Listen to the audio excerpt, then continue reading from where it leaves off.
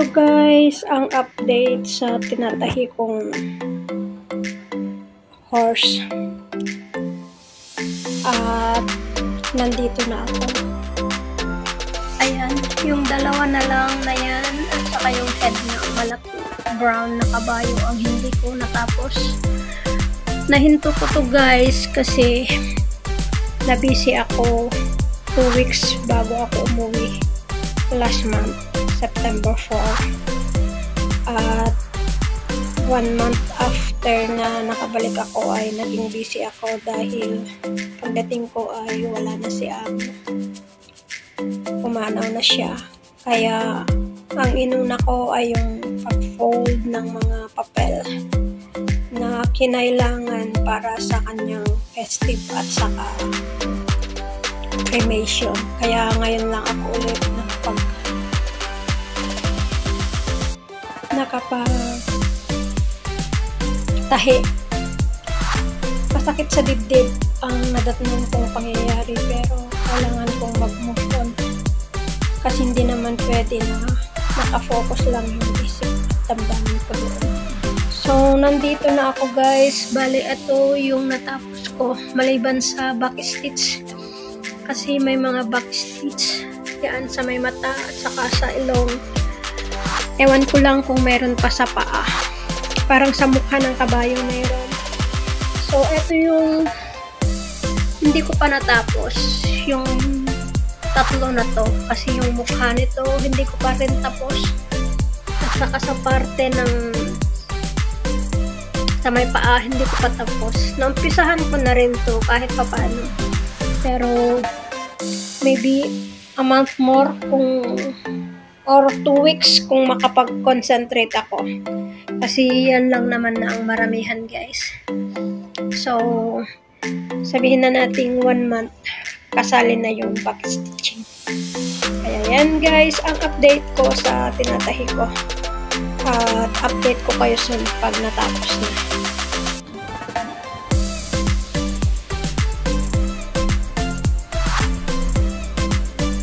So, heto na guys, yung hindi ko natapos. Ayan, so, mananahi ako. Since, tapos ko na yung natapos ko. Kaya, mananahi ako. Ayan. Pakita ko sa inyo kung paano ang ginagawa ko. Tapos ko na yung walk ko. Kaya, so, ayan.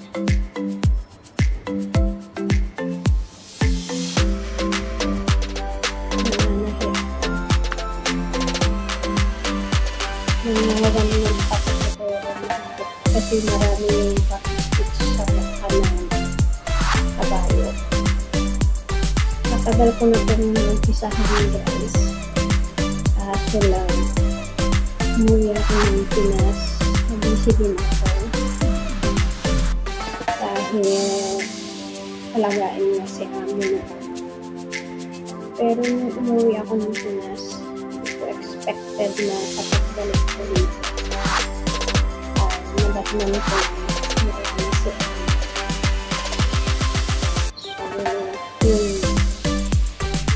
2 weeks mahigit, naging busy ako sa pag-tiktok ng kung ano-ano yung mga kailangan para sa akin ng cremation. Kaya, last Monday ko lang ito naumpisahan. Heto, ipupursige kung matapos ko ito. Ayan, ang hindi ko pa natapos. Pupursige ko rin tapusin ito in 1 month para maumpisahan ko naman sa may pagpatuloy. Naumpisahan ko rhinestone. Kasi meron akong naumpisahan na rhinestone at hindi ko kayo matatapos. Kaya update ko kayo soon guys. Malapit ko na itong matapos. Very late na itong may upload kasi matagal ko na itong naumpisahan. Pero na ko lang may concentrate ako sa ang pananaki dahil talagang nabisi ako nakaraang araw. So, update ko kayo soon guys sa magiging kalabasan nito. So, thank you for the unending support ng bawat isa sa inyo. Bye muna. Ayan, malapit nang matapos itong isang horse na lang na ito. Yung nakikita ninyong kulay blue, saka yan yung green, at saka yung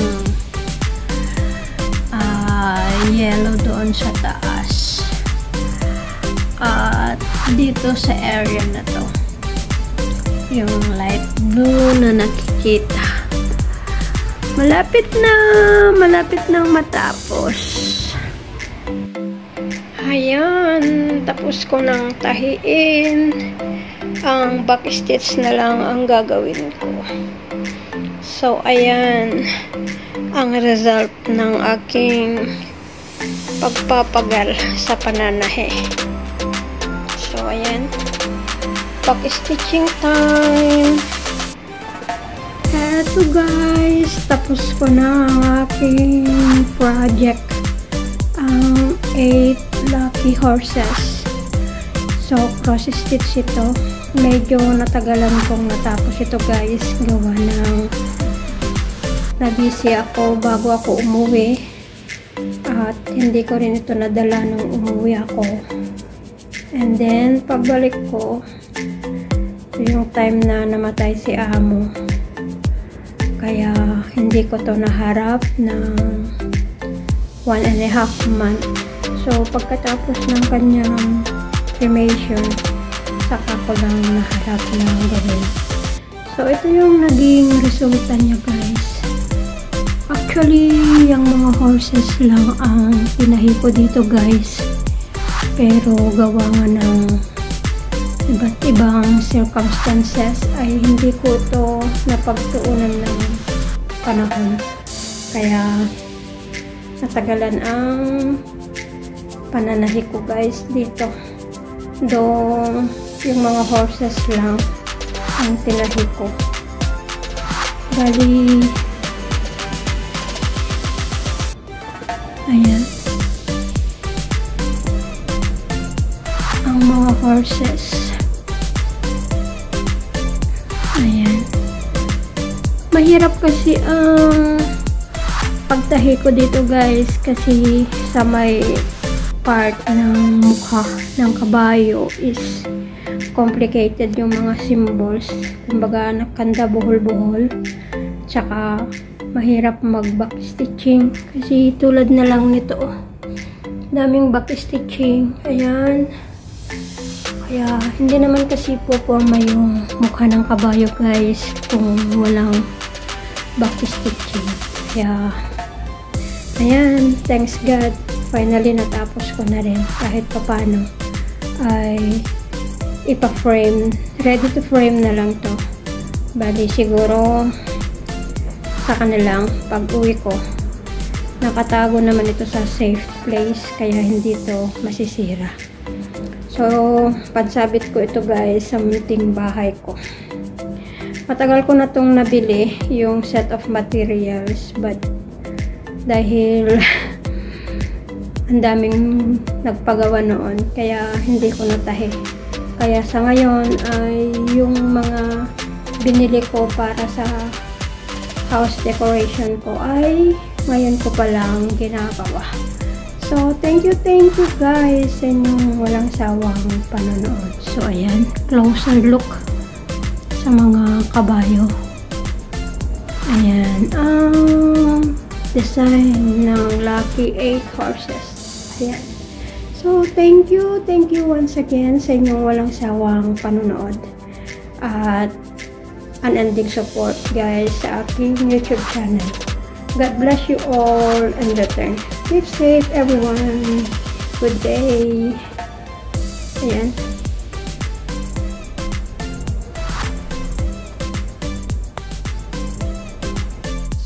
ito yung continuation guys ng limestone na binubuo ko. So, ayan, ang mga puppies. Kukontinue ko ito sa araw na to. Actually, natigil ko ito. Gawa ng buong akala ko noon ay matatapos ko yung horses. Yung lucky horses bago ako pero nag-decay na kaya yan. Ayun, itutuloy ko ito guys para sa ganun ay matapos ko na rin. Coming soon ito guys. Stitch din ito at isusunod ko after yung puppies na kasali sa video na to, yung bonus clip. So, ito ang next project ko guys. Ayan. Ang lucky fish naman ito, golden fish. Ayan siya oh. Malaki din ito. Malaki din ang size nito guys. 100 by 60 cm. Kaya sasagain ko ulit ito para sa ganun ay may pan-display ako sa bahay ko guys. So thank you again.